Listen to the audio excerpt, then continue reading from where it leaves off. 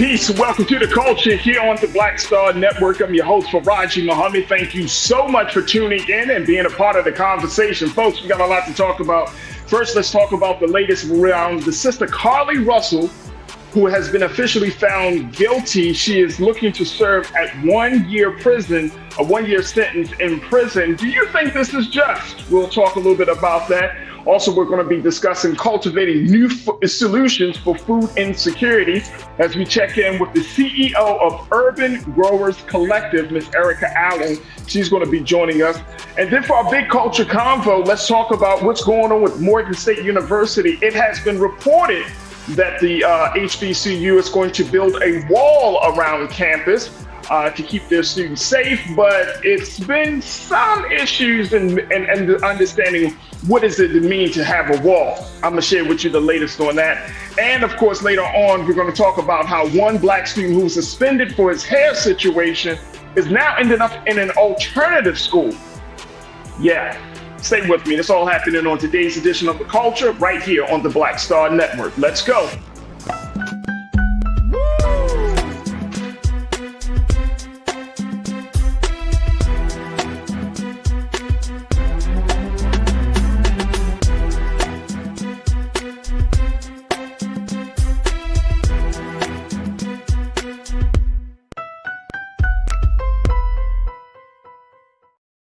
All right, folks, welcome back to The Culture here on the Black Star Network. I'm your host, Farajii Muhammad. Thank you so much for tuning in and being a part of the conversation.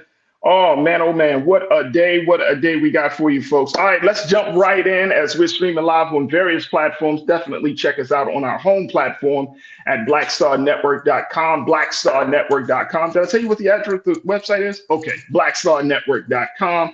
Make sure you download the app for free. Follow us on all social media. And of course, make sure you give something to continue to power the digital movement for Black media. We're streaming there. We're also streaming on Amazon News on your Fire TV. So make sure you check us out there. We're also streaming on Plex TV, where you can find us 24 hours a day, 7 days a week. So make sure you check us out there. We're also on Amazon Prime Video now. So that can be found on Prime Video app under Live TV. Then you go to news or find us at Amazon.com under Prime Video Live TV, and then go to news and you can find us there. And then we're also on Freevee. You can find us on Freevee just to check out on now. And then boom, guess what, folks? News will pop up and this guy, Black Star Network, will be popping up right there. So we got a lot of places where you can find us. And of course, we're on social media as we're streaming live under Roland Martin on his social media page, Roland Martin on Facebook, and on YouTube. You can find us there on YouTube at Run the Roland Martin. And that's where you'll also find the illustrious, the dynamic, the unforgettable, the undeniable culture crew who is checking in from all across the country. All right, so let me just share with everybody where we are with this situation with Carlee Russell. As we know that she was the sister that came up with that fantastical hoax of her seeing a baby on the side of the road, and then she tried to, save this baby, and then she got out the car. She was kidnapped by some woman and a man, and it just got into a whole figure. She was thrown in the back of an 18-wheeler, and then it was a lot. It was definitely a lot. Well, folks, it looks like after all of that brouhaha, and more importantly, the embarrassment that she has caused herself and her family, she has gone to trial, and she has officially pled not guilty to one count of false reporting to law enforcement authorities and one count of falsely reporting an incident. Her judge had found her guilty, and she was sentenced to spend a year in jail and pay nearly $18,000 in restitutions, according to the reports. Now, her lawyer, Emory Anthony, said that she does not object to paying the restitution, saying, quote, "I think anything is fair when it comes to restitution with the expenses that were done. So we have to say that it's fair. Anytime you assert restitution, it has to be proven. The amount 17,000 and some hours spent, I would think that would be fair." He also said that his client had apologized for what she has done, and he wants to make sure her mental state is just fine. But she also said they don't want her to serve 1 year in prison. Well, she did falsify a police report, folks, and she did use resources, police resources that could have been used in other places for this situation, right? I mean, paying the money is one thing, but do you think that her actions deemed, would cause her to she should be punished. I want to get your take on this very quickly, folks, as we are checking in. And I see all of my great culture crew, Willie Frazier, good afternoon. Happy Thursday, big brother. Pastor Damon Blissett at the Block Church is in the chat. Jewel Vance, I see you, sis. Thank you for checking in. Conference Start, big brother, good connect with you. Pauline, I see you. Thank you for connecting. Cindy D, I got you. Hello, Cindy. Hello, Tiana. Good to connect with you once again. My brother, Gregory Walker Sr., good afternoon, sir. Who else is in the chat? Robin, I see you, Robin Welch. Anastasia, peace and love to you too, Anastasia. And Keisha Poole, hey, culture family, hey, Keisha. But what y'all think on this? Do y'all think that that she should be doing any time in prison? 1 year, a couple of months? What you thinking? What would be? I'm gonna be honest with you. I think she should serve something. I don't want to see the sister. I really want the sister to get some help. So if she's going to be in a low, I mean, she should be something. She should be held accountable. Paying the money is one thing. She really had Black America thinking a lot of stuff, folks. So, maybe a low-level situation where she can finally get her help. Now, her lawyer, I think, is pretty interesting that he's talking about he wants to make sure that her mental state is like, well, why didn't we? I mean, I don't know. The mental state should have been questioned beforehand. Darlene Crichessley, thank you for checking in. You asked if she's in jail, how's she going to pay the money? I have no idea, Darlene. I have no idea. That's a great question. Like 17,000, 18,000. Maybe she doesn't have a job at this point. So I don't know. She doesn't have to be in a prison though. You all see what I'm saying? I don't want this to be like she's in Rikers or something. But the simple fact of her just holding her accountable, because that put I'm not thinking about just her. I'm thinking about the other Black women who are coming behind her, who have real stories of pain and abduction and kidnapping and being missing and all of that, and they are not being believed. So she should be held accountable for putting those women, those real victims, in harm's way. McCall, you checked in and said 30 days in jail and pay the fine for Carlee.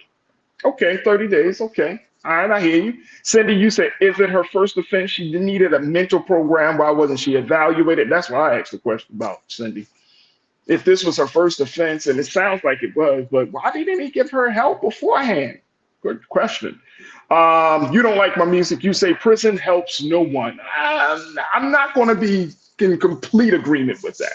I think that if you do, like I said, low level, some spaces like correctional facilities actually offer resources and some guidance. And just the fact of being in there, even if it's for 30 days, just the fact of simply being in there will kind of wake you up from this dream that you were in. So I think that's one of the things. Damon, Pastor Damon, you said, yes, she has to do some time. What a shame.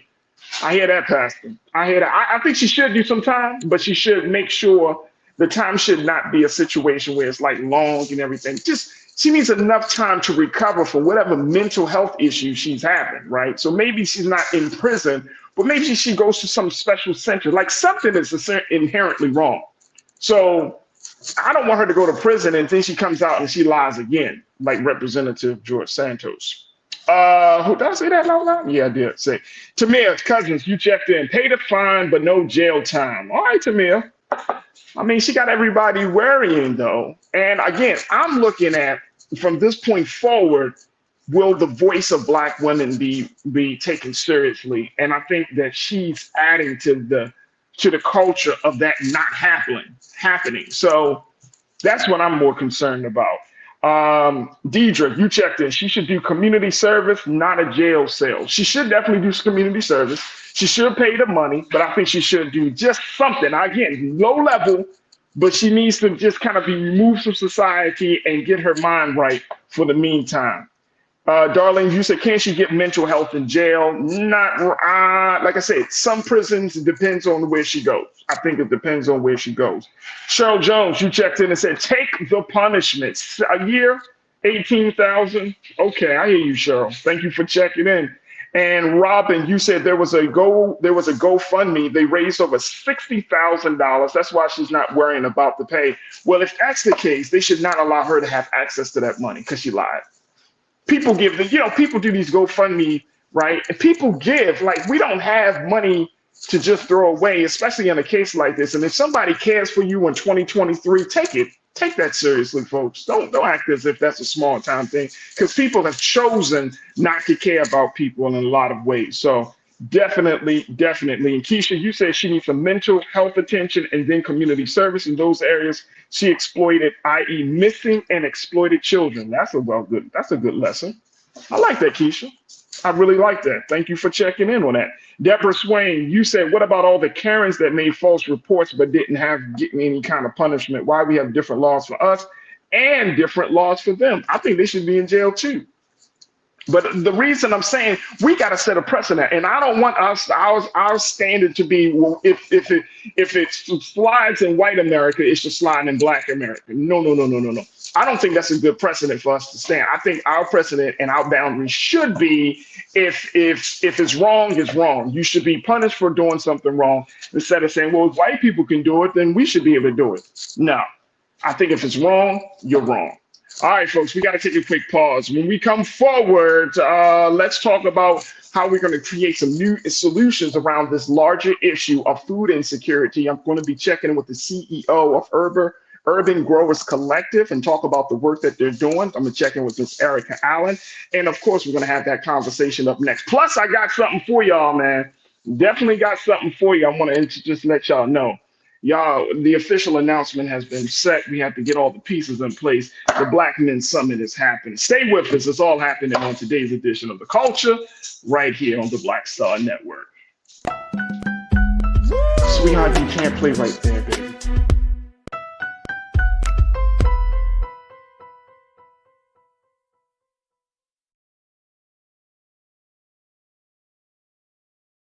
When you talk about blackness and what happens in black culture, we're about covering these things that matter to us, speaking to our issues and concerns. This is a genuine people-powered movement. There's a lot of stuff that we're not getting. You get it, and you spread the word. We wish to plead our own cause.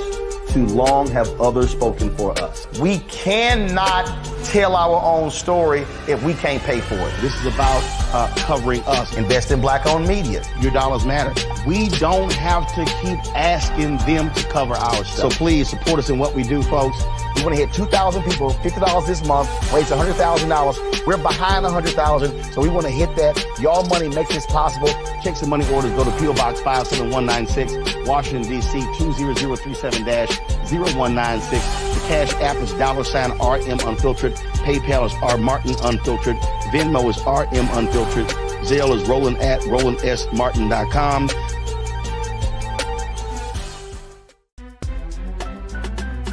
I'm Farajii Muhammad, live from LA.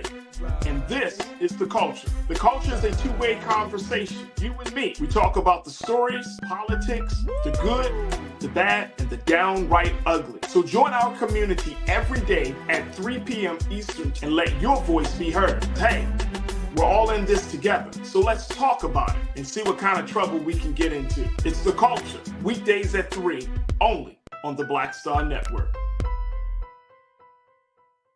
Folks, Black Star Network is here. Oh, no punching! I'm real revolutionary right now. Support this man, Black Media. He makes sure that our stories are told. Thank you for being the voice of Black America, Roland. Stay black. I love y'all. All momentum we have now, we have to keep this going. The video looks phenomenal. See, this difference between Black Star Network and black-owned media and something like CNN. You can't be black-owned media and be scared. It's time to be smart. Bring your eyeballs home. You dig?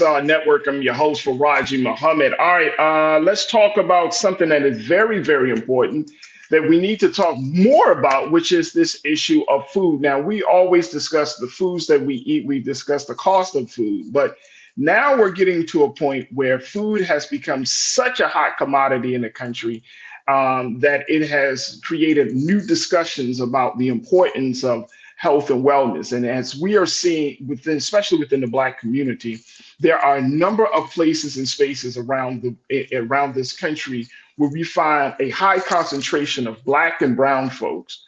But let's start with Black folks who are living in neighborhoods where they don't have the proper access to food.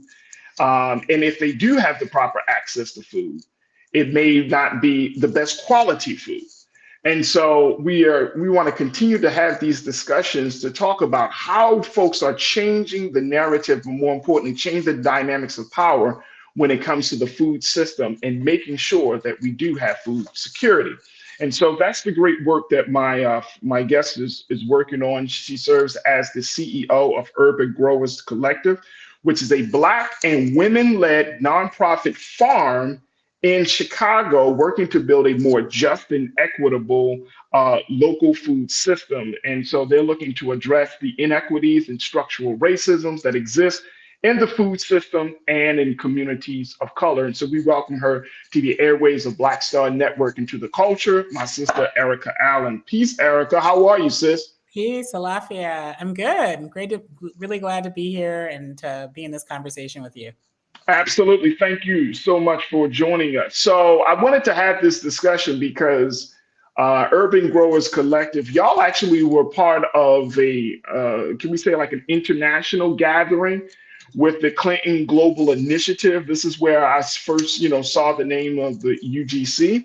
And I was thinking to myself, like, we need to talk to them. I specifically wanted to talk to you because I was like, I wonder what are the conversations like on that level, and that we may not be having on the grassroots community level. So first and foremost, talk to us about that experience of being a part of the Clinton Global Initiative.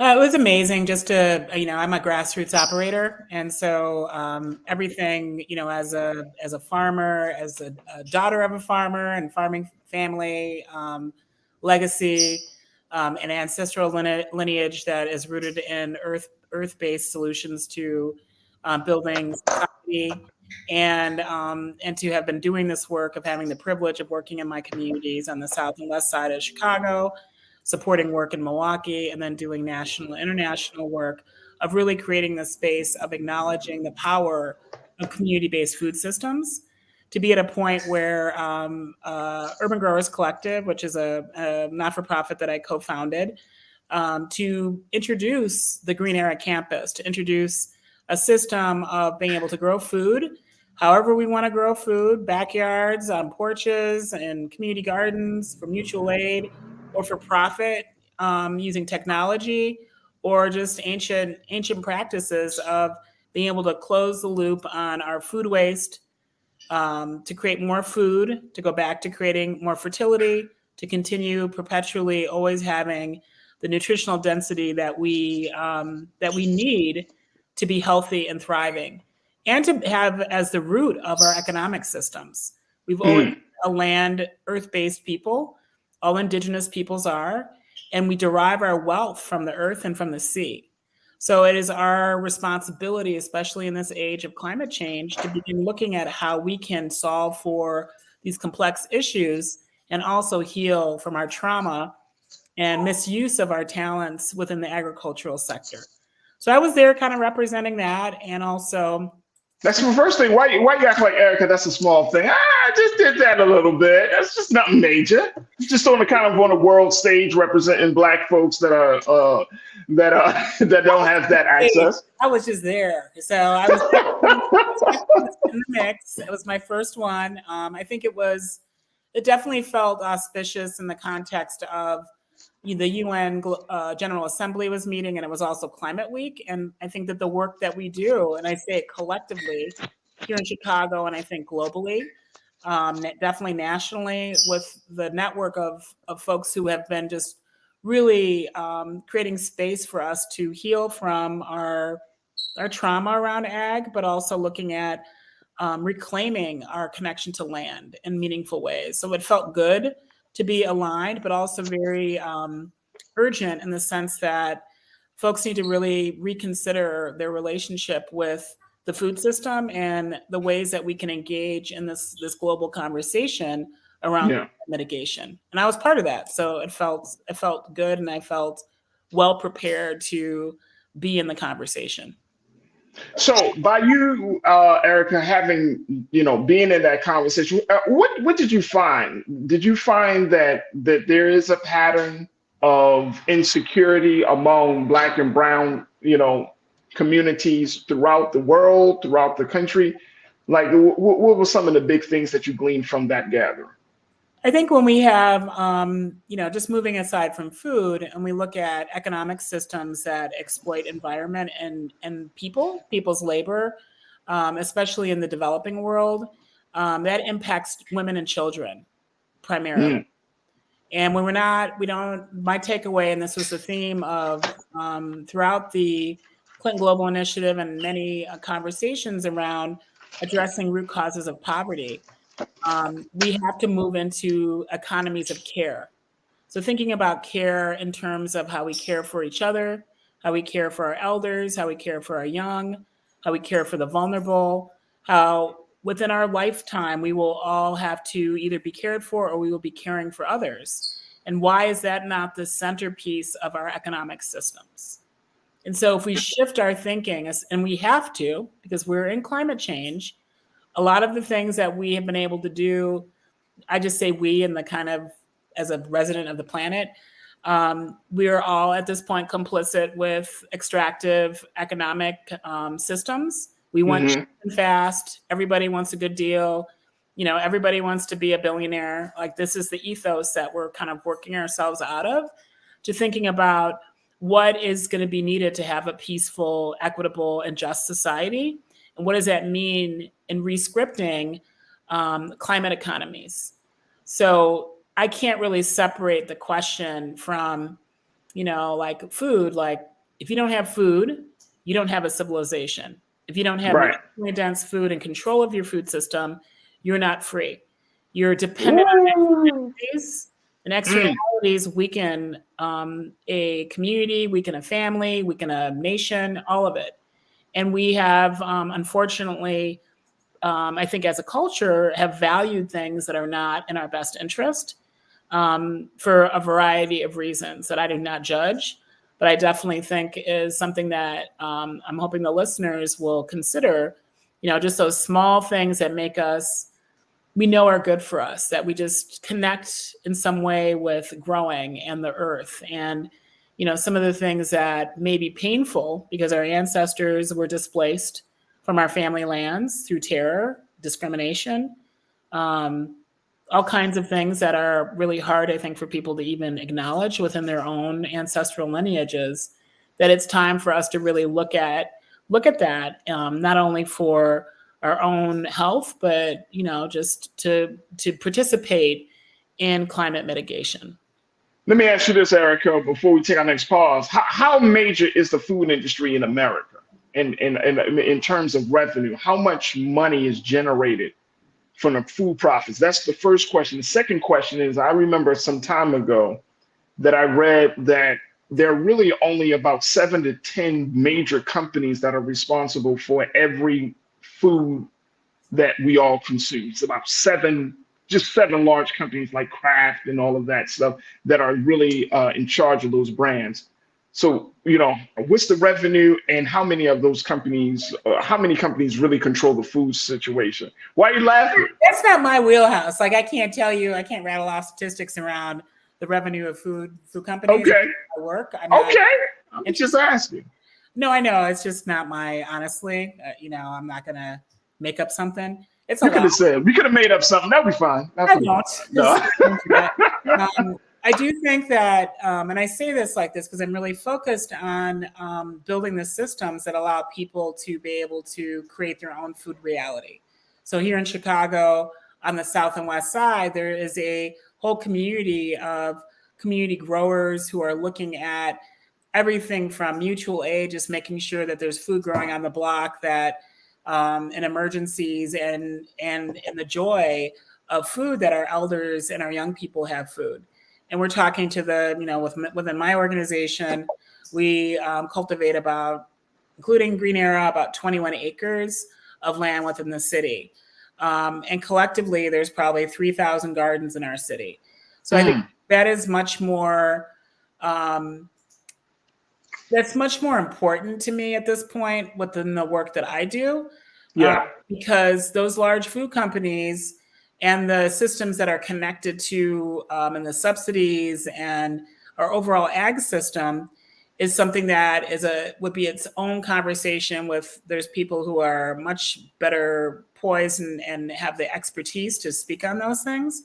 I could say that my work and the work of Urban Growers Collective is really to create this new generation of growers who are looking at how we can secure our communities in meaningful ways, and not necessarily in toppling those companies. Those companies, everybody is relying on at this point.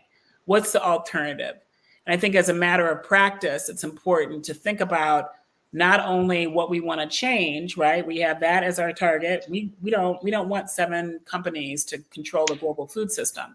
We want to make sure that we are seeing ourselves in a reality that it's in the best interest of our communities, our families, our communities, our nation, our world, and that the environment that we live in is secured, that we're able to be profitable without exploiting people or the environment. And if companies, whoever they are able to do that, then awesome. That is not the case right now. And so there's an opportunity, and there's a lot of conversations around holding companies that have exploited the environment and people historically to be reckoned and to be part of a transition, a just transition to energy, to making sure our food is safe and healthy, that we're not creating more disease that need to be treated by very expensive pharmaceuticals that are controlled by the same companies. That is what we do. And I don't need to name the companies because there's other people who do it much better than I do. My focus and our focus is on what is the replacement for that. And I think as a matter of practice, we have to all be thinking in that way. We know what doesn't work. We know what we want to change. What do we replace that with? What do we? And I live in a Sankofa mentality, looking backwards. What did we do before? What worked before? What did we have before? Currently, this is where we're at now. Where are we going forward? And reunifying those things in the context of the Black Indigenous consciousness around that generative understanding. And we're living in that now. We're living in an opportunity to really magnify how we work with the earth to benefit all people. I love that. I love how you're putting that narrative. We're living in an opportunity, because some people will say it's a disparity. We often use the term food insecurity, but you're saying we're living in an opportunity. So I absolutely love that. Look, we got to take a quick pause. When we come forward, more conversation with Erica Allen. Plus, I'm going to get your take on this, crew, as we're talking about cultivating new solutions to food insecurity. So we'll have this discussion on the other side. And let me just throw it out there. Let's introduce our new announcement as we talk about getting prepared for next week's Black Men Summit. Stay with us. It's The Culture here on the Black Star Network. Peace, I'm Farajii Muhammad, host of The Culture. And brothers, we need to talk. There's been much discussion about the state of the Black man in our community, whether it's in politics, education, or in the home. My brothers, we are struggling to lead the way, which is why The Culture will be hosting the Black Men Summit, where we'll be redefining and celebrating Black manhood. This special series will kick off on the 28th anniversary of the historic Million Man March on Monday, October the 16th at 4 p.m. Eastern Time. I'll be talking to some of Black America's most prolific, dynamic, thought-provoking Black men activists, scholars, and leaders about our role, our power, and our future. So tune in and join the conversation as an online culture crew member for the Culture's Black Men Summit, redefining and celebrating Black manhood. Starting Monday, October 16th through Friday, October 20th, 4 p.m. Eastern Time each day, right here, exclusively here on the Black Star Network.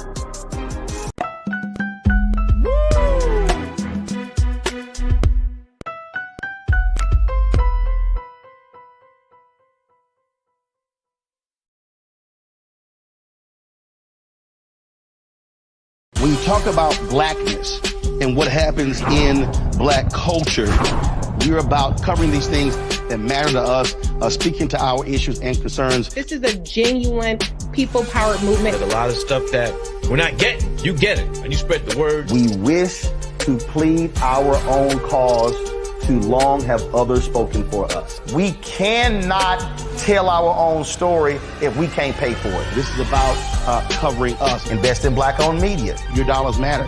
We don't have to keep asking them to cover our stuff. So please support us in what we do, folks. We want to hit 2,000 people, $50 this month, raise $100,000. We're behind 100,000, so we want to hit that. Y'all money makes this possible.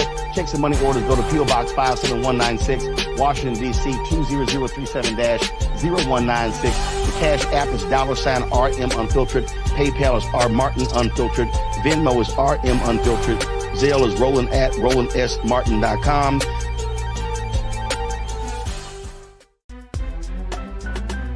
I'm Farajii Muhammad, live from LA.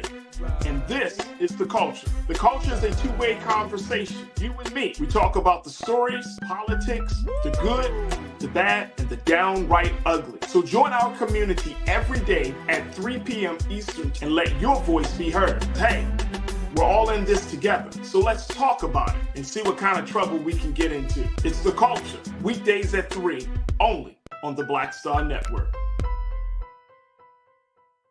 Folks, Black Star Network is here. Oh, no punching! I'm real revolutionary right now. Support this man, Black Media. He makes sure that our stories are told.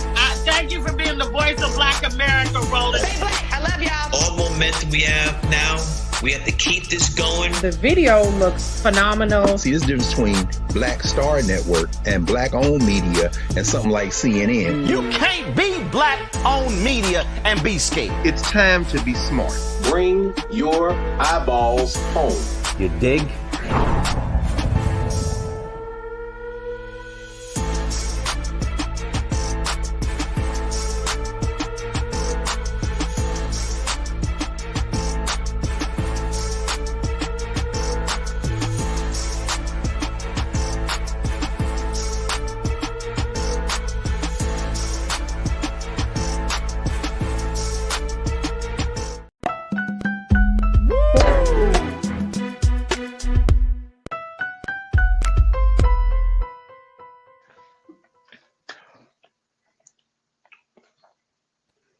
All right, folks, welcome back to The Culture here on the Black Star Network. I'm your host, Farajii Muhammad. Thank you so much for tuning in. We've been checking in with Miss Erica Allen, who is the CEO of Urban Growers Collective, which is a Black women-led nonprofit farm operating out of the city of Chicago.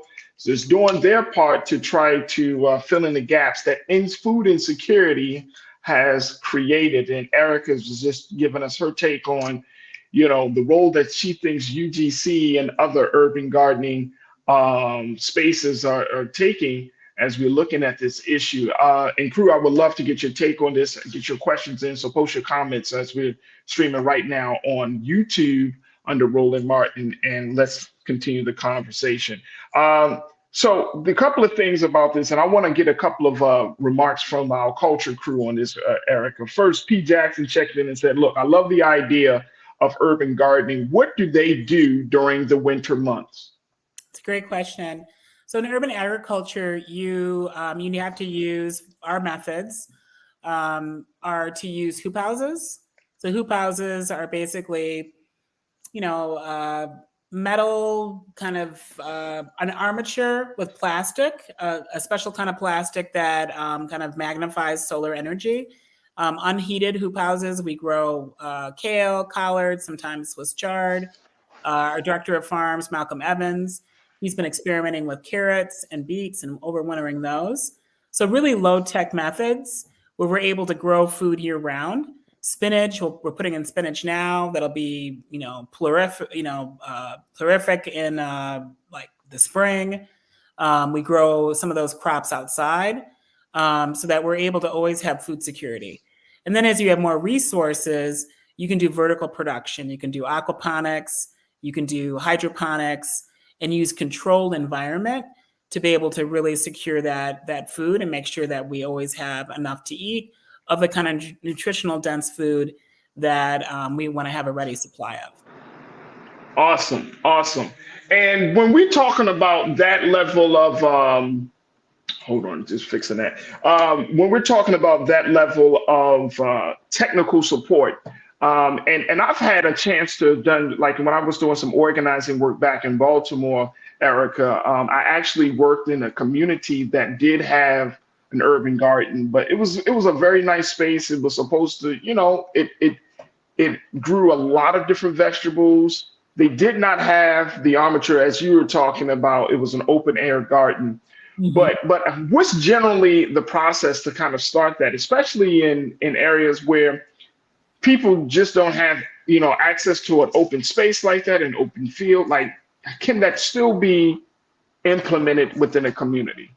Absolutely. I mean, one of the things that when I started doing the work, I looked at public land. I didn't even try to buy land or try to figure out all of that complexity. I looked at our parks as commons. In Chicago, everybody pays a tax for our public spaces because I really looked at food as being a security measure beyond just having, access, right? Everyone should have access. Food is a human right.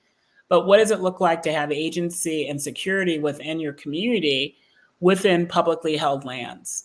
So that's kind of one of the things that during the Growing Power development years, I would recommend to folks who are just starting, contact your parks, see if there's land that's available that can be stewarded while you're building a system that reflects what the community and what you want to see happen to make sure that there is food.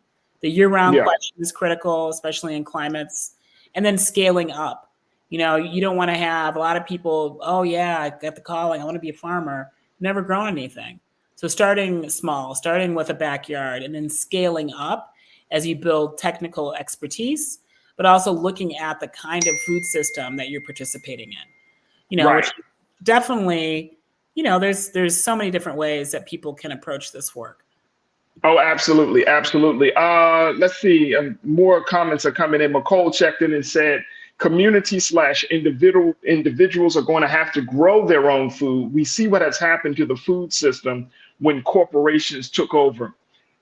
Help us to see the vision of this. And I'm using Nicole's comment as a reference on this, Erica, because when we talk about food security, when we're talking about food systems, and then the conversation often starts off with a garden. People like, I can't make the distinction. It's too big. Right. It's mind blowing. Like, you're talking about a garden feeding a whole community of people, but yet we have a food system that needs to be reformed and tweaked. So help us to understand this larger picture.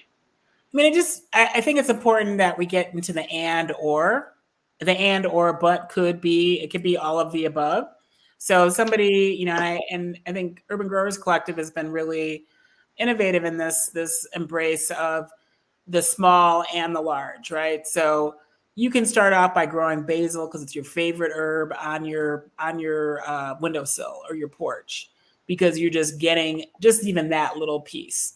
To a raised bed, or they have these bags now where you can get 10 bags, fill them up with topsoil, and grow your favorite vegetables, even on concrete or a side yard.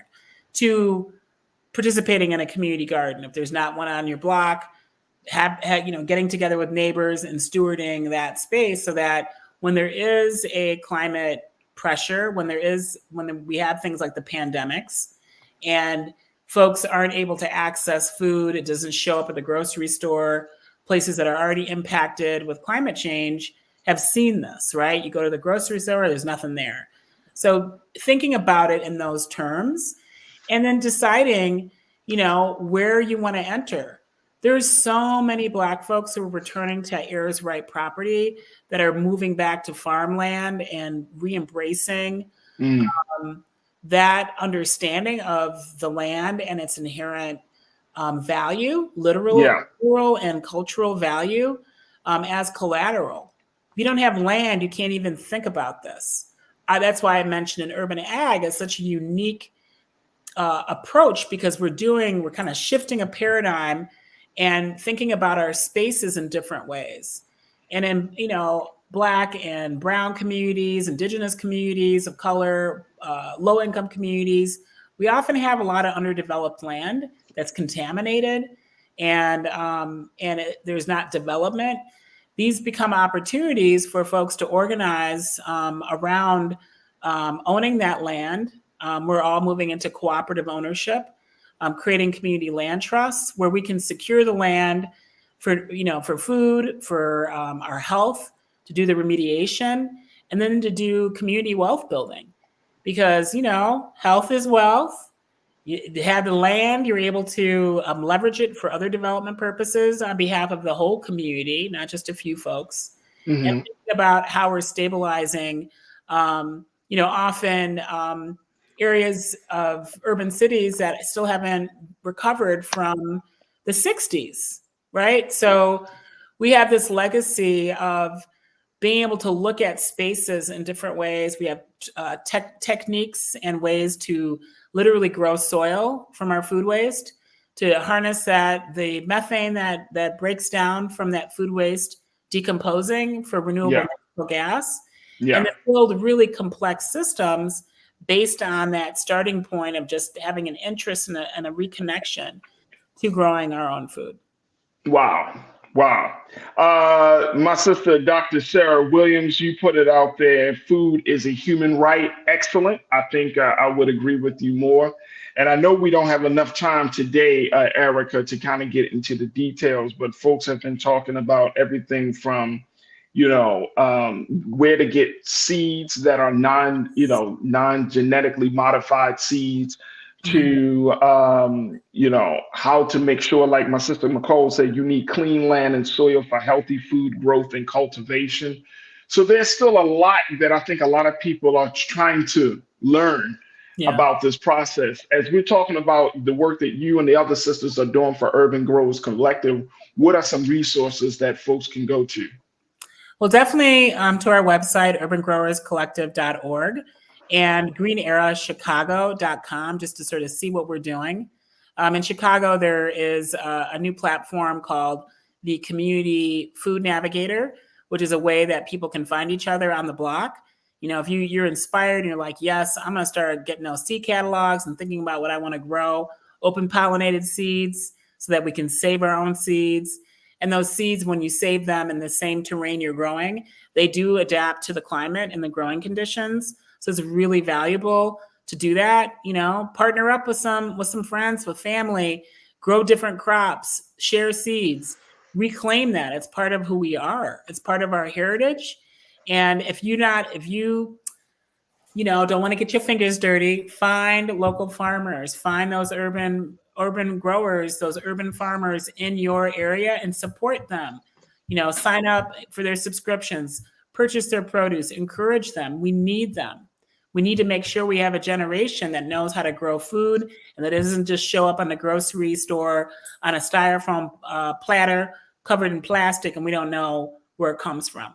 Or that you don't know that a carrot comes out of the ground and have never had that experience. That is a crime. And we want to make sure that we're not continuing and perpetuating our disconnection from the earth. That is right there. Erica Allen, CEO of Urban Growers Collective. Folks, you can find them online on social media. There's the website right there. Cultivating Pathways to Freedom Through Food and Healing. Erica, thank you so much for being a part of this conversation. Thanks for the great question.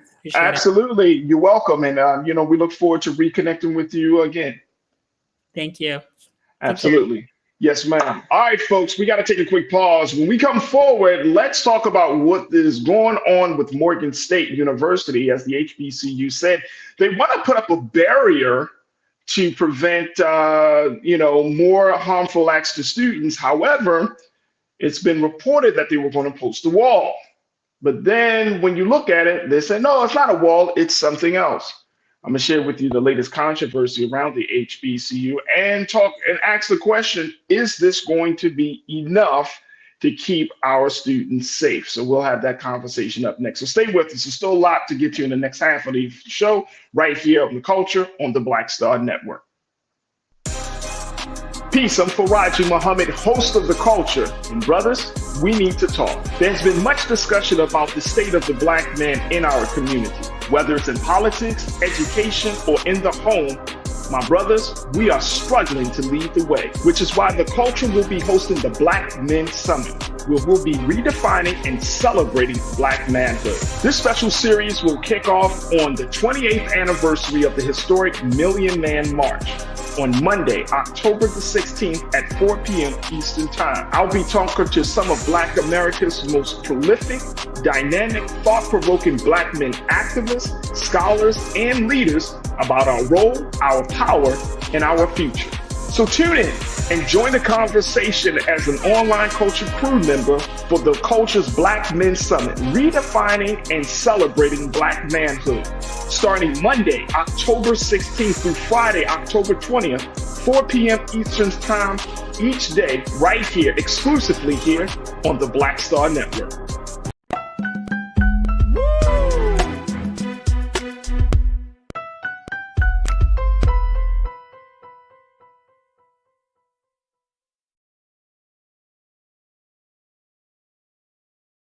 Folks, Black Star Network is here. I'm real revolutionary right now. Support this man, Black Media. He makes sure that our stories are told. Thank you for being the voice of Black America, Roland. Stay black. I love y'all. All momentum we have now, we have to keep this going. The video looks phenomenal. See, there's a difference between Black Star Network and Black-owned media and something like CNN. You can't be Black-owned media and be scared. It's time to be smart. Bring your eyeballs home. You dig?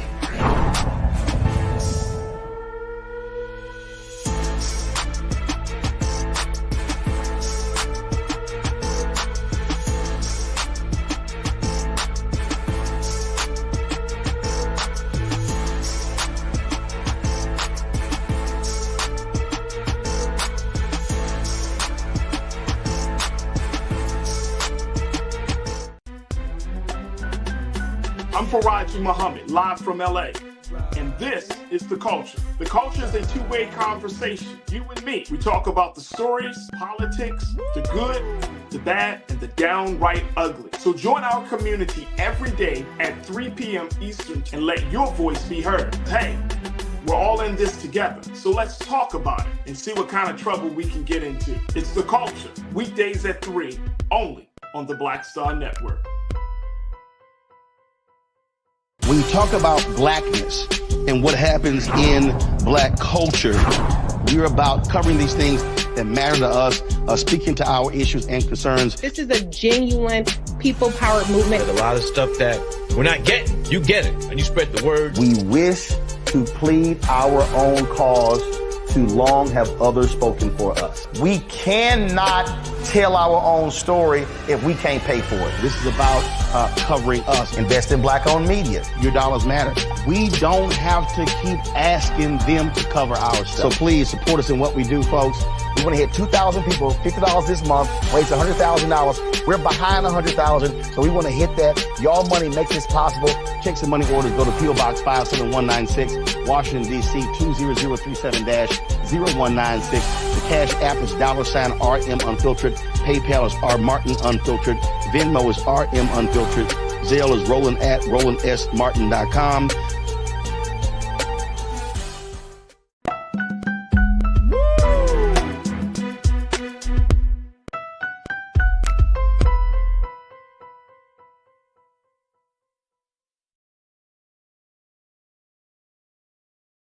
Here on the Black Star Network. I'm your host, Farajii Muhammad. Thank you so much for tuning in and being a part of the conversation. Big shout out to Erica Allen of Urban Growers Collective.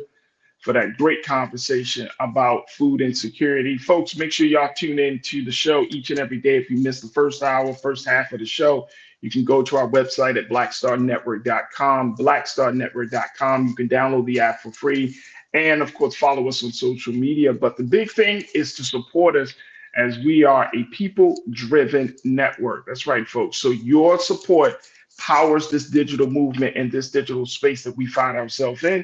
And we want to keep the power going. So your support means everything. Again, go to blackstarnetwork.com to give. Folks, also, we're streaming live right now on 2 social media platforms, on Facebook right now and on a YouTube page. Go to Roland Martin's YouTube page. We're streaming there. That's where you can find the illustrious, the all famous Culture Crew. And that's where you'll find the conversations that we need to have with folks all around the country and, of course, some parts of the world. So big shout out to my online Culture Crew for always being there and being supportive of the work that we do. All right, let's talk about Morgan State University, which is one of our great HBCUs in my hometown of Baltimore, Maryland. And something that is happening there, as there has been a new report that has come out to say that Morgan is looking to build a wall.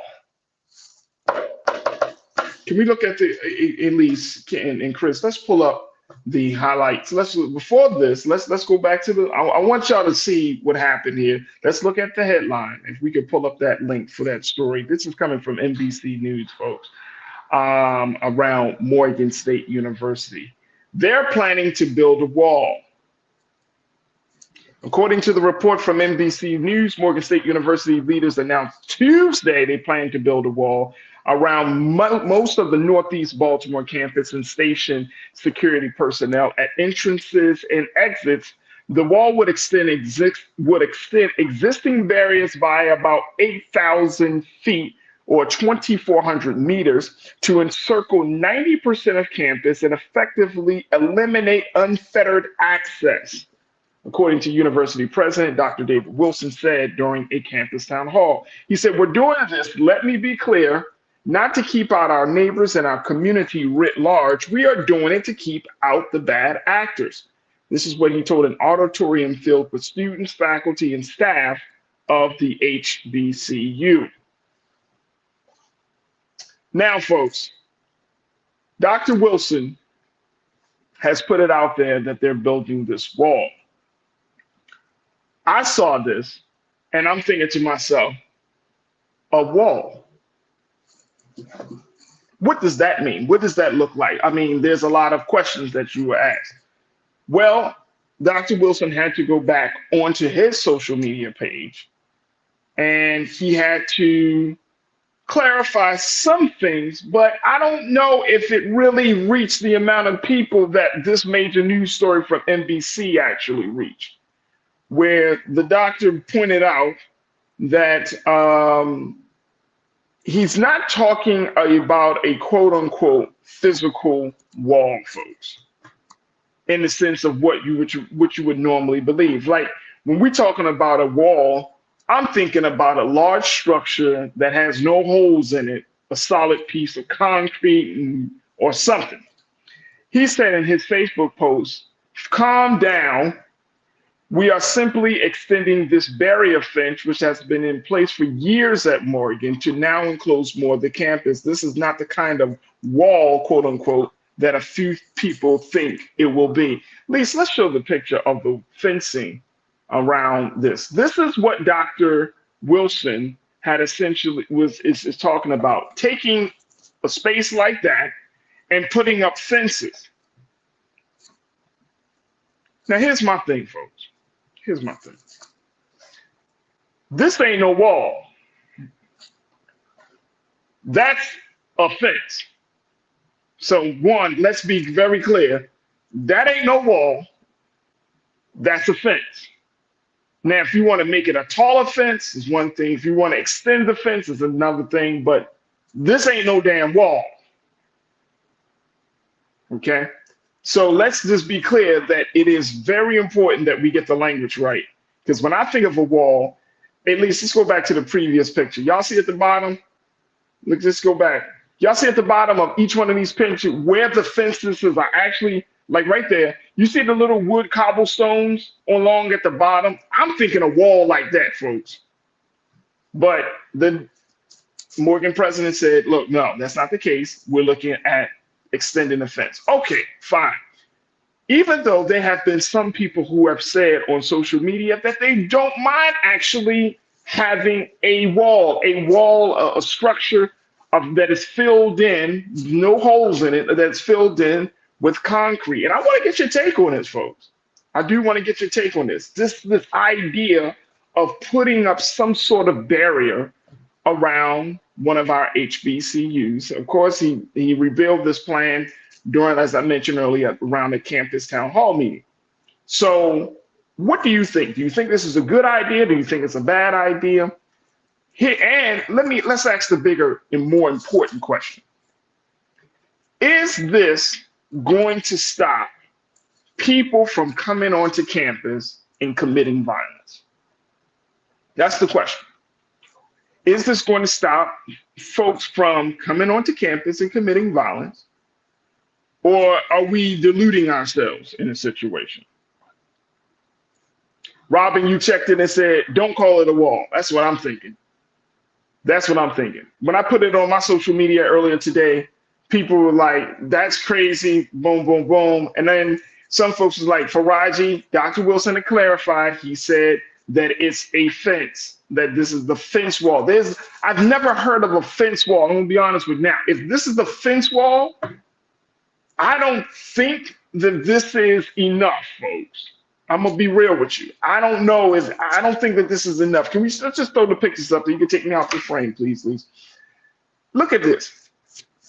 Is this enough to stop somebody from causing harm to students at Morgan or to anybody? If this was a school, just a random school, do you think this would be enough? Is this enough?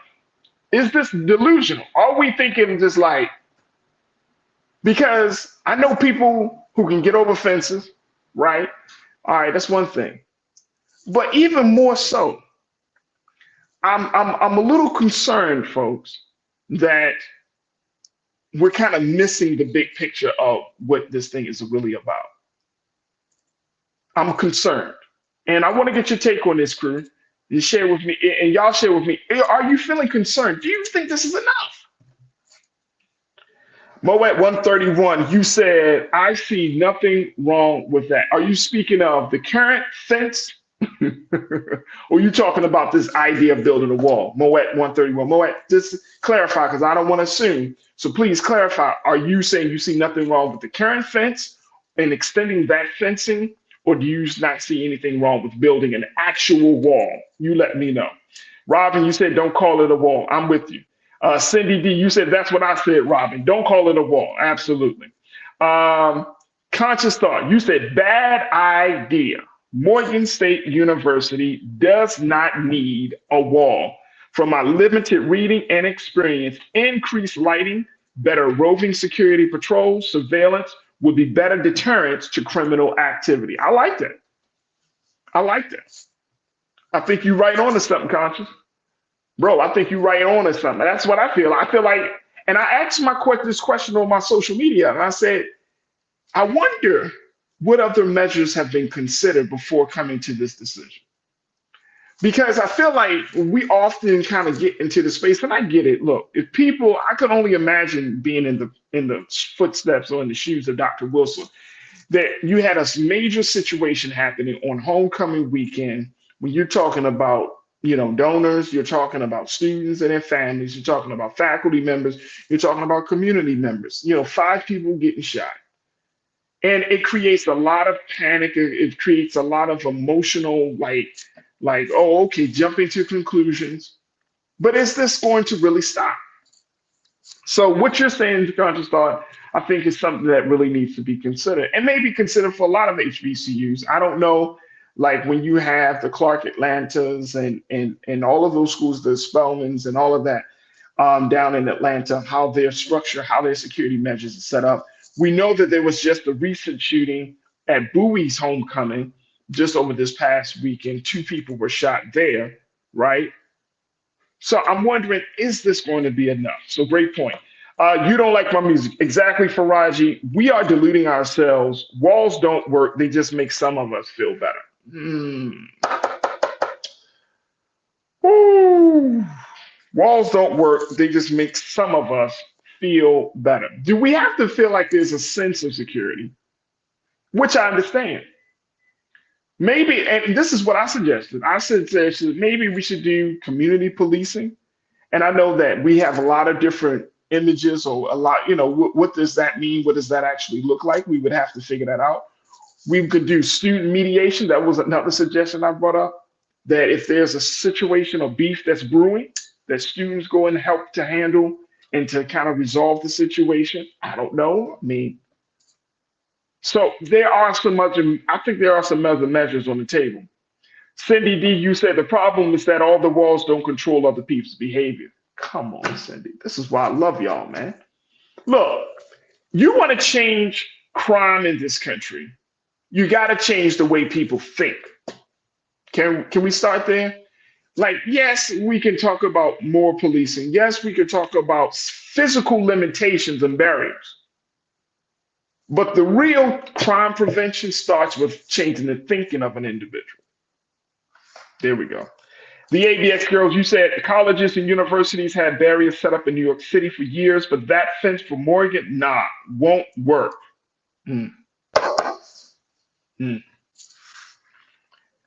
ABX girl, I would love to know, were there any major issues that came up for those schools in New York City? Let me know. Great point. Great comment. Robert Whitaker, Robin, you said, are you going to jail or college? Look, I think if we go through any schools, and I'm talking about not colleges, if you go to your local high school, go to some high schools in certain parts of the biggest city next to you, whether you live in New York, Chicago, Dallas, Los Angeles, whatever, and see how they're structured. Some of them buildings look like prison. They have little to no windows in the main building. They got high, these like 9-10 foot fences. They don't have barbed wire at the top of it, thank goodness. But it looks similar. It looks very similar. And Moet, you clarify, you said, Farajii, I see nothing wrong with either one, but I don't think it's enough. So you don't have a problem with a large fence or an actual wall, but you still don't think it's enough. I appreciate that. Great, I appreciate that. Zena Allen, you said, if someone has it in their mind to do something, not a fence or a wall or a closed door will stop them. Come on, y'all. Come on. Come on. Now, I think that is very true. And Zena and folks, I want to get your take on this. Like, what do we talk about here? I don't know. Because it might be a situation that, say, you build the structure, you build the tall fence, you build the wall, and so somebody still is able to get in, cause harm, and now they can't find a way to get out. And there could be an opportunity to cause more harm because they can't find a way to get out. I don't know. Janelle, thank you so much, Zena, for that point. Janelle checked in, and you said fences and locks are for innocent people. Folks with malice on their mind don't care about short fences and locks. Evil finds a way. This proposal is performative. Security can be improved. Performative. Wow. Robert Levold, Janelle, thank you so much. Robert, you said it's a start to protecting the HBCU students. We have to remember that HBCU schools don't get the type of money that PWI, predominantly white institution schools. Starting somewhere is better than starting nowhere. Okay. I would like to start, I don't know. Do we send the wrong message, Robert, when we start talking about building more fortified structures? Are we sending the wrong message to the students, to the staff? Like, if you came to a college tour and you saw these big fences, big walls, would that turn you off? Would it make you question the safety of the space? Like, how do we preserve that? Because these shootings don't happen every year. Let's keep that real. Let's put that out there. This is not a yearly thing. Every time homecoming happens, there's a shooting. This is not one of them things. It's just that when it does happen, it just jolts people out of their complacency and guess what? And normalcy. And so to the point where we're like, we need to do something. Now, growing up in Baltimore, I've experienced these constant things, like some of these things. And like I said, I mentioned this before, things could happen around Morgan State, not directly on campus, but it's attributed to some way, shape, or form. It's linked to Morgan State. So, you might be like shooting at Morgan, even those 2 blocks up. And I think this happens at a lot of HBCUs or Black schools and things like that. It's just a bad narrative for the places that we like to learn in. Look, I'm gonna take a quick pause. When we come forward, let's continue the conversation on the other side. Morgan State saying they're not building a wall, they're gonna be building a fence. Do you still think it's a good idea or bad idea? As they try to search for solutions to stop the violence for students on campus. Stay with us. The conversation continues on the other side here on the Black Star Network, here on The Culture. Stay with me. Peace, I'm Farajii Muhammad, host of The Culture. And brothers, we need to talk. There's been much discussion about the state of the Black man in our community, whether it's in politics, education, or in the home. My brothers, we are struggling to lead the way, which is why The Culture will be hosting the Black Men Summit, where we'll be redefining and celebrating Black manhood. This special series will kick off on the 28th anniversary of the historic Million Man March on Monday, October the 16th at 4 p.m. Eastern Time. I'll be talking to some of Black America's most prolific, dynamic, thought-provoking Black men activists, scholars, and leaders about our role, our power, and our future. So tune in and join the conversation as an online culture crew member for the Culture's Black Men Summit, redefining and celebrating Black manhood. Starting Monday, October 16th through Friday, October 20th, 4 p.m. Eastern Time each day, right here, exclusively here on the Black Star Network.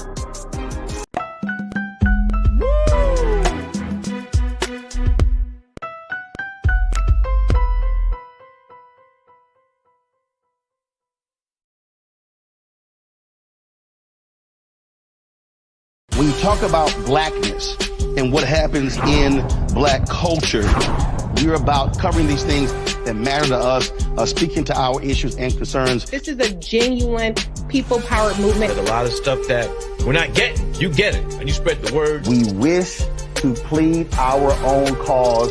Too long have others spoken for us. We cannot tell our own story if we can't pay for it. This is about covering us. Invest in Black-owned media. Your dollars matter. We don't have to keep asking them to cover our stuff. So please support us in what we do, folks. We want to hit 2,000 people, $50 this month, raise $100,000. We're behind 100,000, so we want to hit that. Y'all money makes this possible. Check some money orders. Go to P.O. Box 57196, Washington, D.C. 20037-0196. The Cash App is $RM Unfiltered. PayPal is R Martin Unfiltered. Venmo is RM Unfiltered. Zelle is roland@rolandsmartin.com.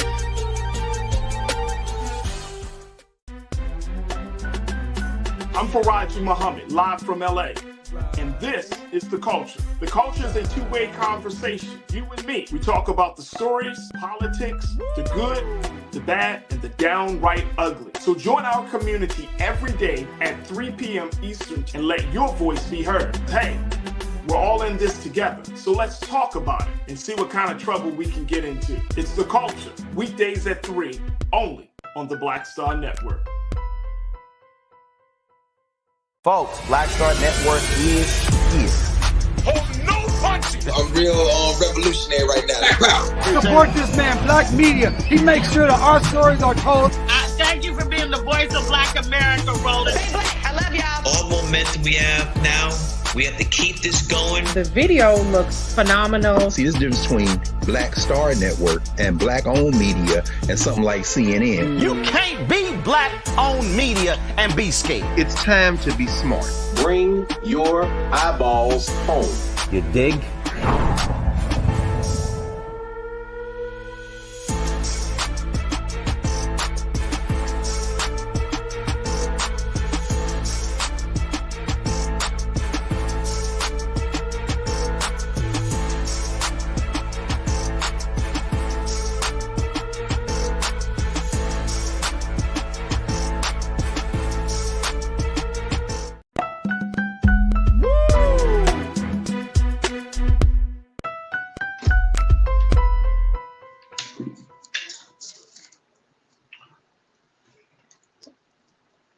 All right, folks, welcome back to the culture here on the Black Star Network. We've been talking about Morgan State University's attempt to try to curb the violence as a result of that shooting that happened over their homecoming weekend just a couple of weeks ago, where 5 people were shot and wounded, but they did not suffer from any type of fatal injuries. As a result of that, there's been much conversation about the safety and protection of Black students, particularly at HBCUs, where we find that a lot of our HBCUs are in neighborhoods that are not in rough neighborhoods. Morgan is not in a rough neighborhood. Let me just say that, but are in have an open air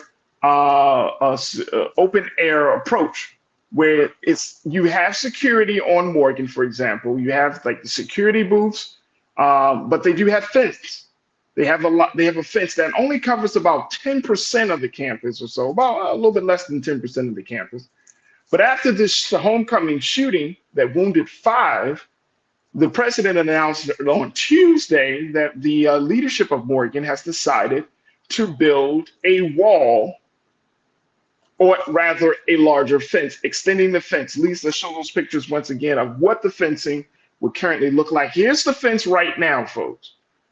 Here's the fence right now. This is along Hillen, and they are saying that it only covers just a very small part of the campus, but they're looking to have fencing that covers 90% of the campus, where you can control, as the president said, unfettered access. Many of you are saying that this may not be the solution. There needs to be a solution, but this may not be it. Let me go back to you, crew, and hear what you got to say as we're streaming live on YouTube under Roland Martin. You can join us in the conversation as well. We're asking, is this a good idea? Is this a bad idea? Do you think this will change or at least prevent some violence from happening, especially at a school like like Morgan State University? And let's think of not just of Morgan. Let's think of any one of our HBCUs. Like I said, I've been down to Atlanta. I've seen where Clark Atlanta is. I've seen where Spelman is. I don't remember seeing any type of wall barrier structure. So y'all got to tell me, for those who are in that area, is there one there? Let's talk about what could potentially happen on Florida's HBCUs. Are there barriers? Are there structures down there? Any HBCU, or does this put HBCUs in a very vulnerable position, where they don't have the protection that it needs? All right, let me go back to what you got to say, Janelle. You said this sounds like a token being thrown out to soothe the masses. Ooh, I hope not. I really hope not. Namre Oboye. Namre, you say, in a proverbial sense, this wall can be a combination of current technology and manpower. And I'm not understanding, and maybe that's part of the conversation, but I'm thinking, like, are we sure that there are these other measures, these other alternatives for a safer campus have been truly explored, or is this like rush to type judgment type of thing? Thank you so much for your post, Namre. Landon Turner, you said to change the way people think, they have to recognize a change needs to be made. Absolutely. Absolutely. I would agree with you, bro. Thank you so much for checking in. P. Jackson, you said the fence would slow them down or force them to go through the main gate, but adding cameras and community policing is definitely needed. So maybe we need to think about that. What does that look like? What does that mean? I saw Dr. Stacy Patton, who is a professor at Morgan State University. She threw it out there, and I put it on my social media. She said, well, we need to hire the brothers from the Nation of Islam, the FOI. She put that out there, saying that level of community engagement, that level of that might be something. I don't know if that would work. I don't know if that would dispel students. I don't know how folks would feel about that. But it may not necessarily be from the nation. Maybe brothers from the nation would train other brothers and train students on how to do security. We will have to see. That is certainly something to think about. Robin Welch, you say critical thinking is essential, especially now. We are dealing with horrific times right now. Yes, great point. Taking a moment to just breathe and take a quick pause This has been a crazy situation and crazy moment, but I think that at the end of the day, that we do need to figure out, like, okay, what's the best course of action here? What would work and what wouldn't work? Mo at 131, you made the point, because I was talking about which one you think that would be a great idea. You first posted it, said, I see nothing wrong with either one, either having a fence or a wall, but I don't think it's enough. Okay. And you further said, Moet, nothing is 100% guaranteed, but got to start somewhere. And maybe it's with a wall fence. Maybe. And I think that we'd have to kind of think about that, because there's a lot of again, it's like, if you were a child, or if you were a parent rather, and you're bringing your child to this situation, like, would you feel comfortable? How would you feel if you pulled up to Morgan State University and you saw this fence? How would you feel? What about if students are the ones responsible for this situation, right?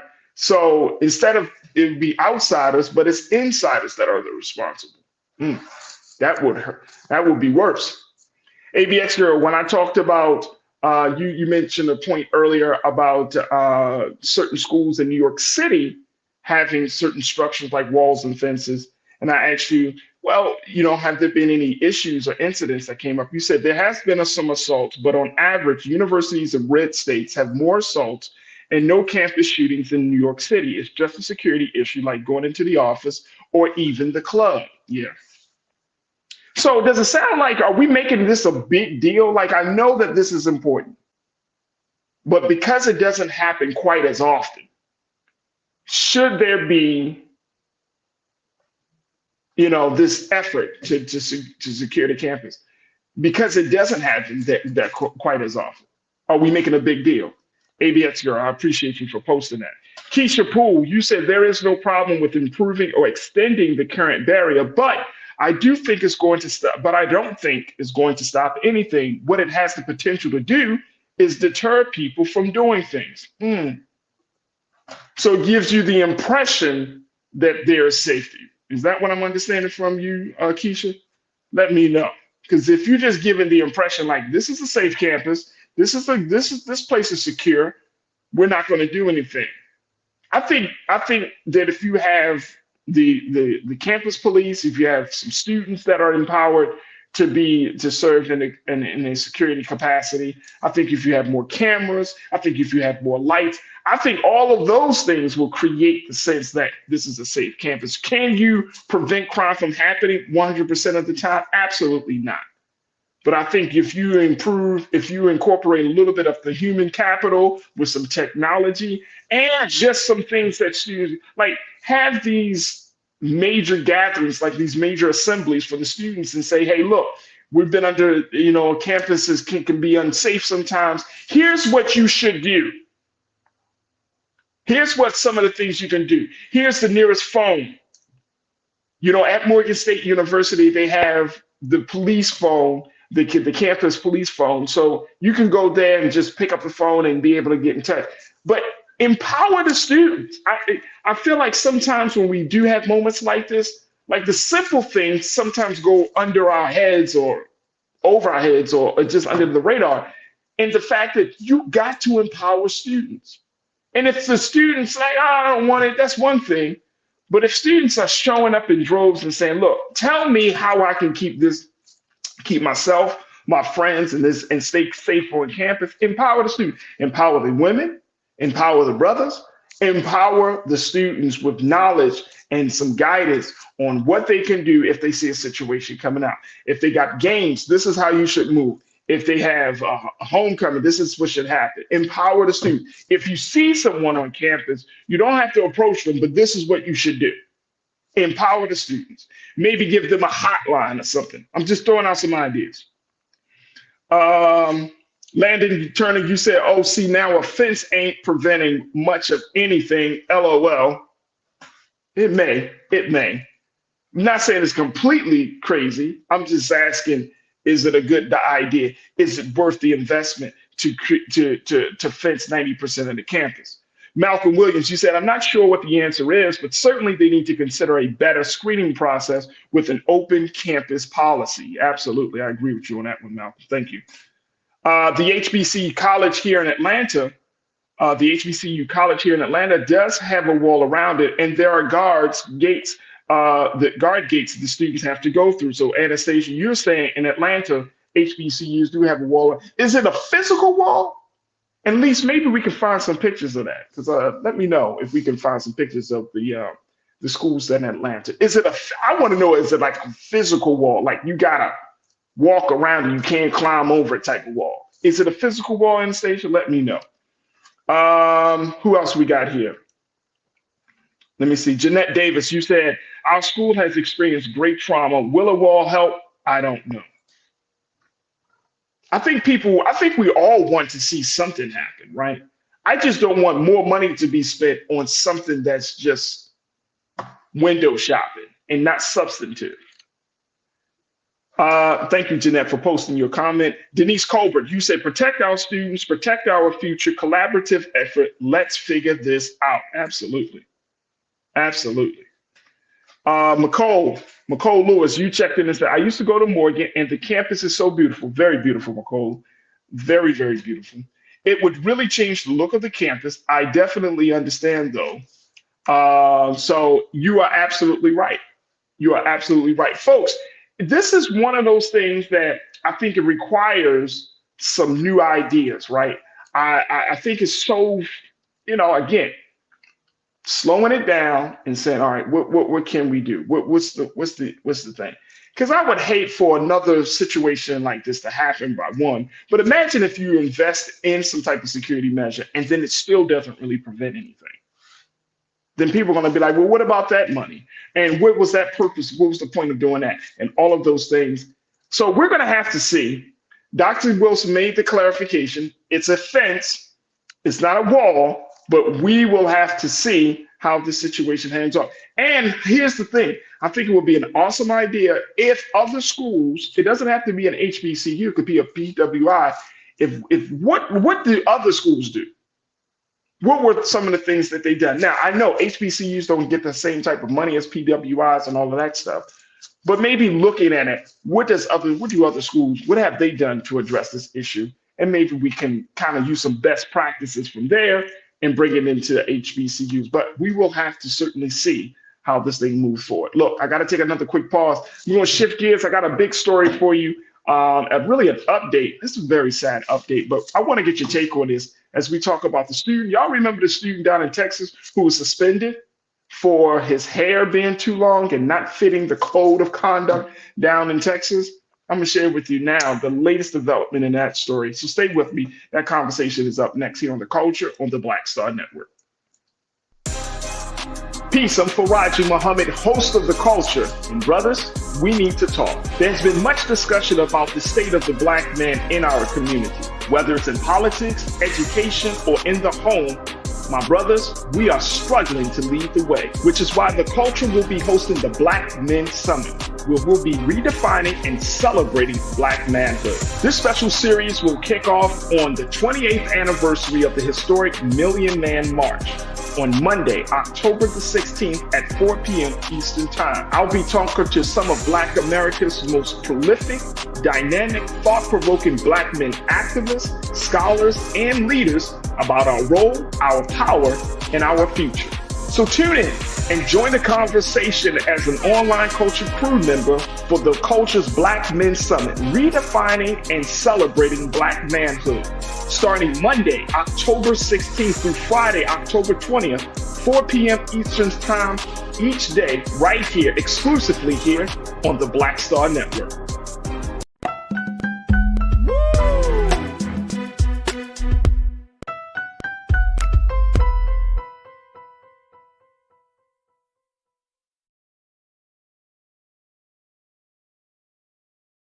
When you talk about blackness and what happens in Black culture, we're about covering these things that matter to us, speaking to our issues and concerns. This is a genuine people-powered movement. There's a lot of stuff that we're not getting. You get it, and you spread the word. We wish to plead our own cause too long have others spoken for us. We cannot tell our own story if we can't pay for it. This is about covering us. Invest in Black-owned media. Your dollars matter.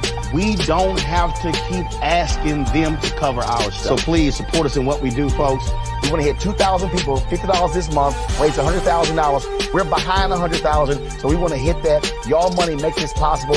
Checks and money orders go to P.O. Box 57196, Washington, D.C. 20037-0196. The Cash App is $RM Unfiltered. PayPal is R Martin Unfiltered. Venmo is RM Unfiltered. Zelle is Roland at RolandSMartin.com.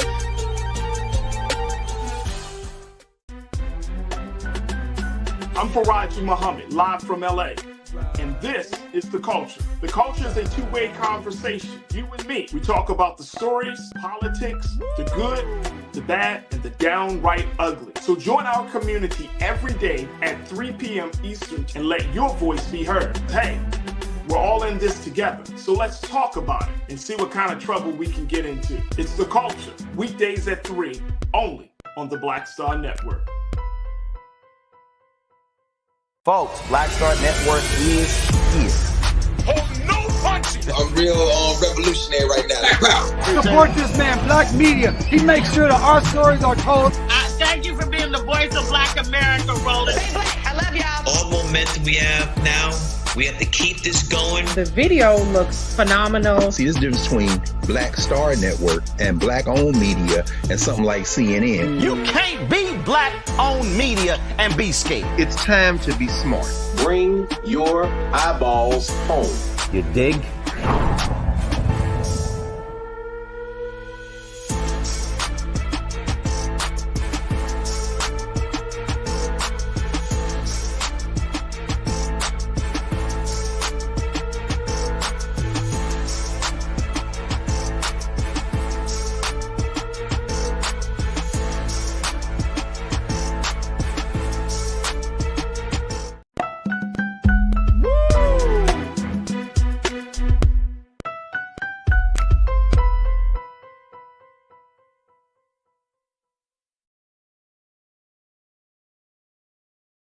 To the culture here on the Black Star Network.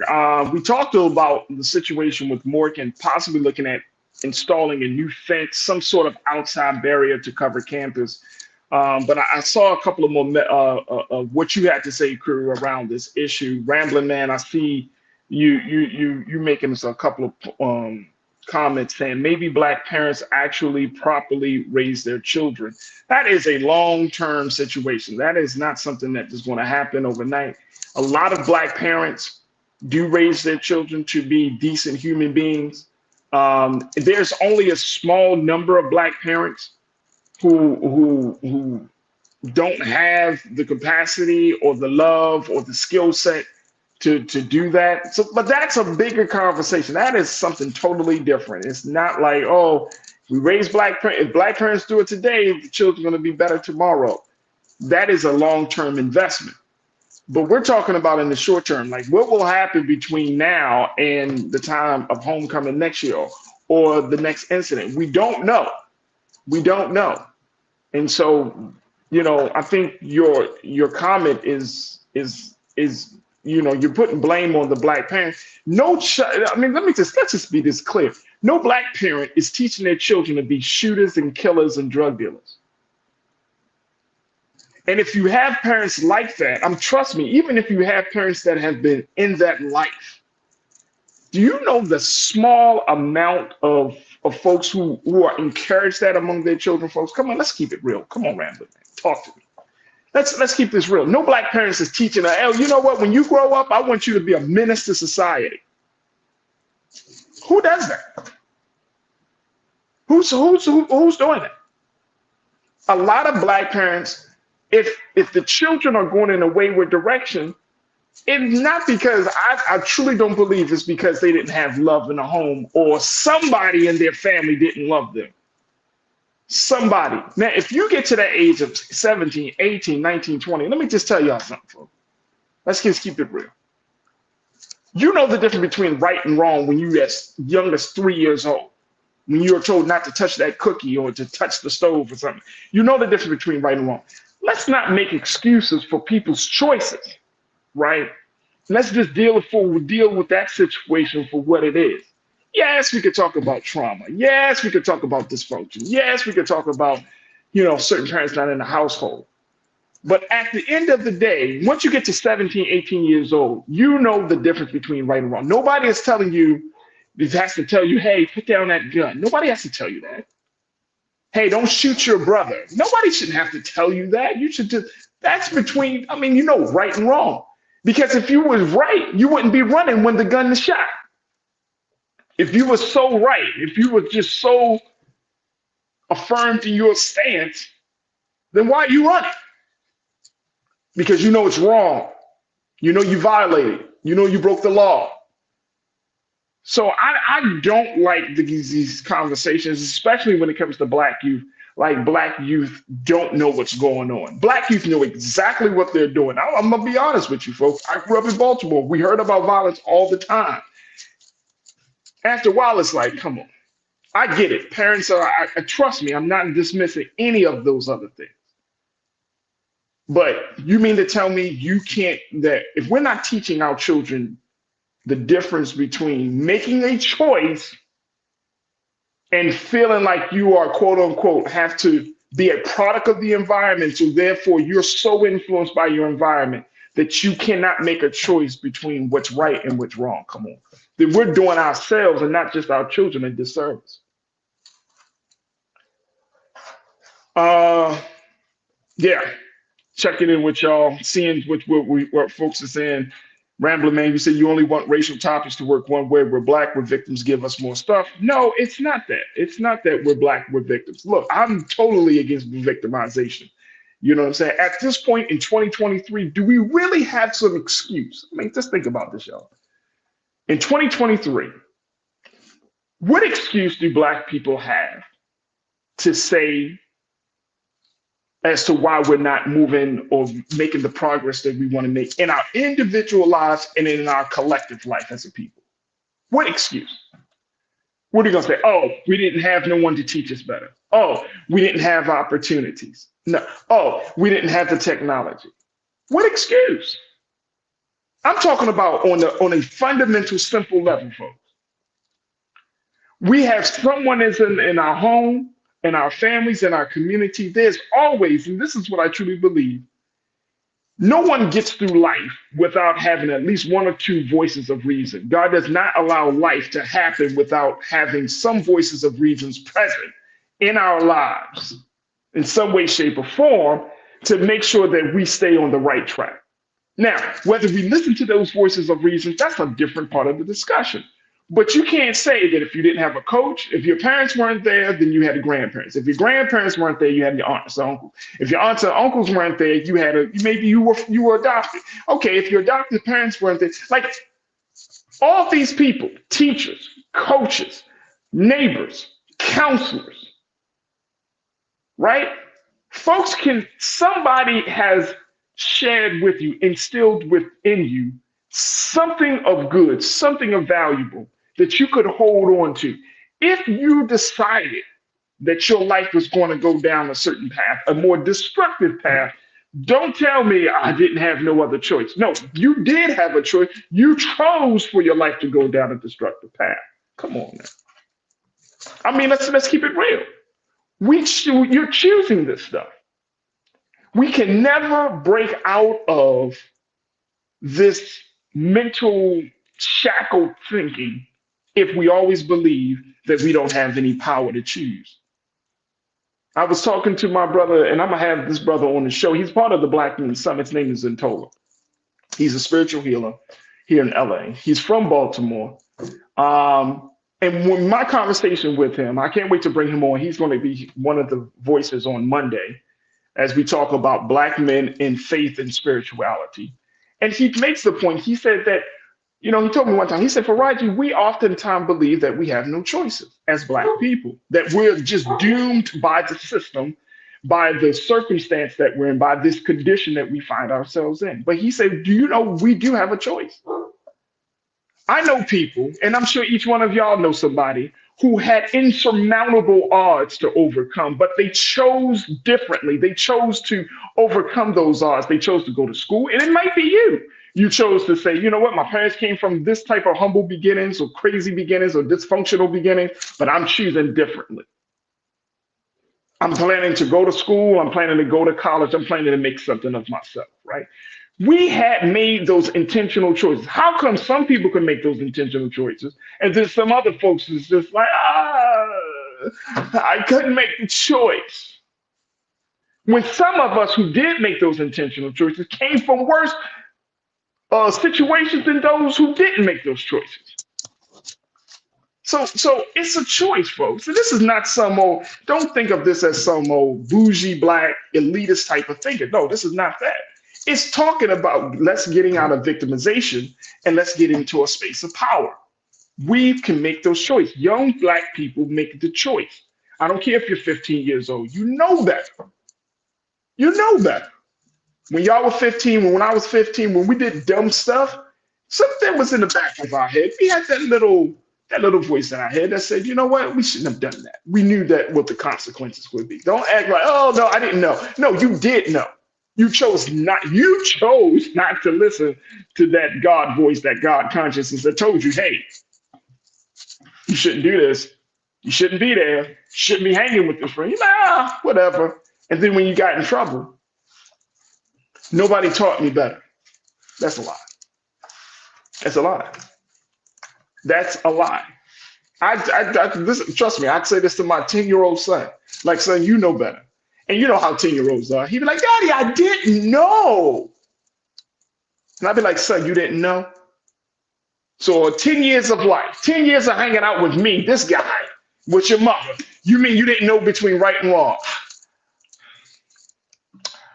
Then he gets me that look, y'all, like, yeah, you knew. You knew. You chose not to know, but you knew.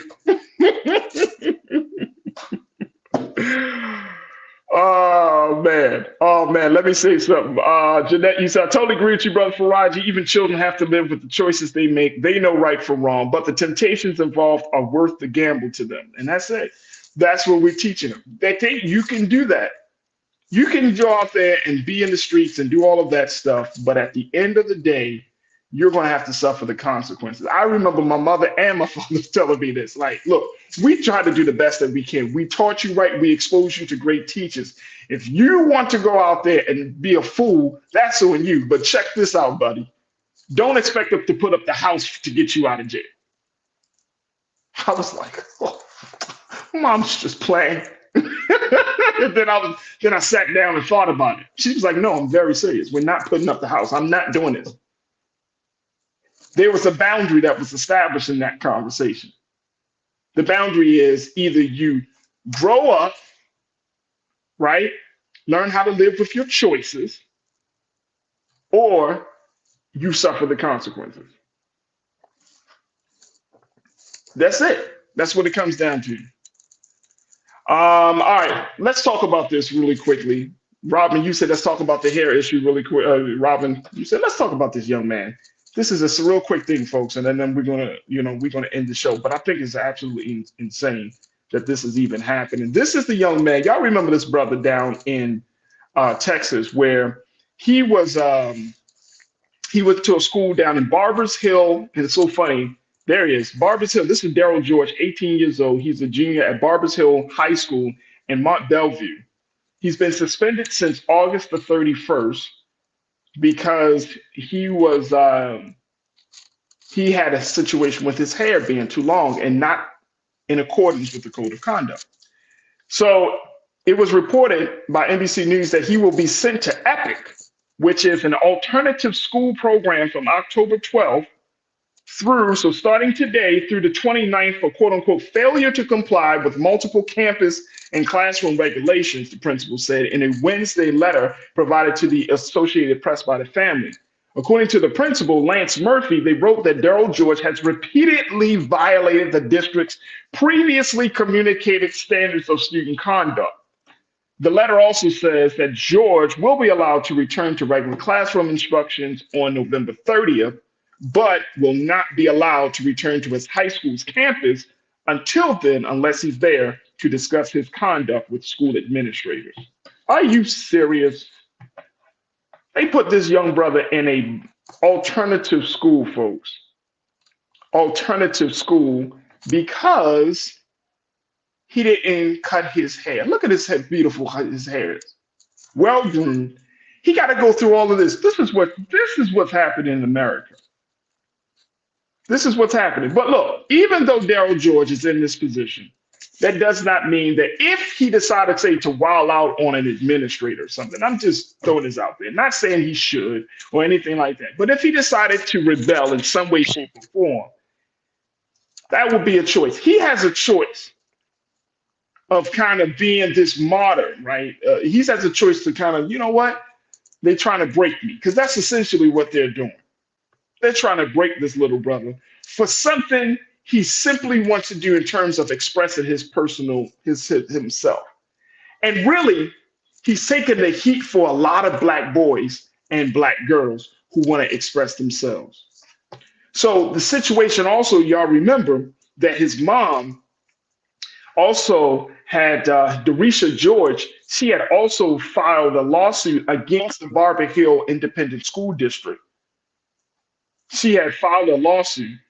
It was a formal complaint with the Texas Education Agency and a federal civil rights lawsuit against the state's governor and attorney general, alleging they failed to enforce a new law outlawing discrimination based on hairstyles. This is based on the Crown Act. The family had alleged that George's suspension and subsequent discipline violates the state's own Crown Act, which took effect September 1st. And so the Crown Act, of course, is that law that's intended to prohibit race-based hair discrimination and bars employers and schools from penalizing people because of their texture or protective hairstyles, including afros, braids, dreadlocks, twists, or bantu knots.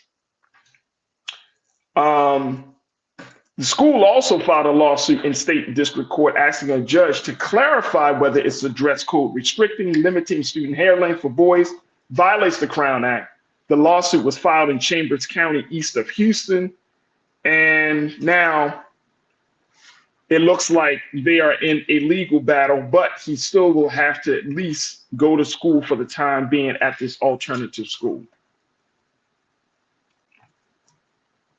What's your take? What's your take? What would you do? This is racism, folks.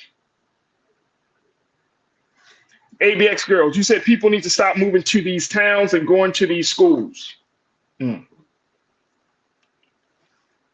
My brother, big brother Willie Frazier. You said shout out to the most intelligent, deep thinking, understanding, the most politically astute people in America, the culture, RMU family, Nubians. Thank you, brother Willie. You also said that's it. They know they are about to pay out that money. Don't worry about that way to it.